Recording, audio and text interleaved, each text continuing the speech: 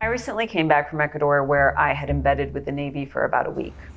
Many people say Ecuador is now the world's cocaine superhighway. Ecuador is not a producer in any major way of cocaine. The majority of cocaine that transits through Ecuador is from Colombia, and then secondary to that is Peru.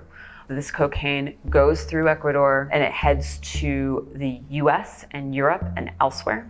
It's a bit of a prisoner of its own success. Various governments have done really good jobs of trying to create great infrastructure systems. I mean, it is a busy coast. It is cargo ships coming and going all the time, every single day. And that is a great place to store and smuggle cocaine. This is one of Latin America's most violent places now. In the last 2-3 years, what we've seen is very little control by authorities of the prisons. You had a TV station taken over, you had gangs fighting each other in the streets, car bombs now going off in the middle of Ecuador's cities. It feels like people are hostages to the situation.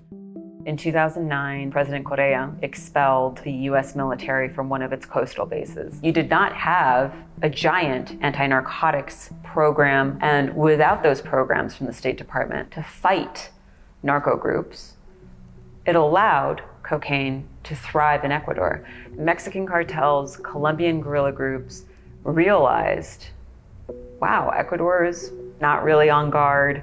We're going to start exporting a ton of cocaine through Ecuador. And they found allies in local gangs. They use submarines, boats, cargo ships.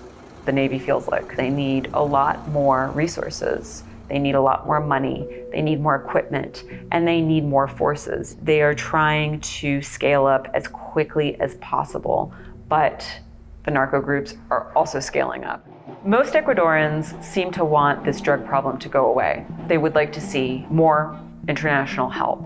However, many Latin American countries see the United States as a meddling force. And so while they want more international help, they are very reluctant to allow US forces into the country.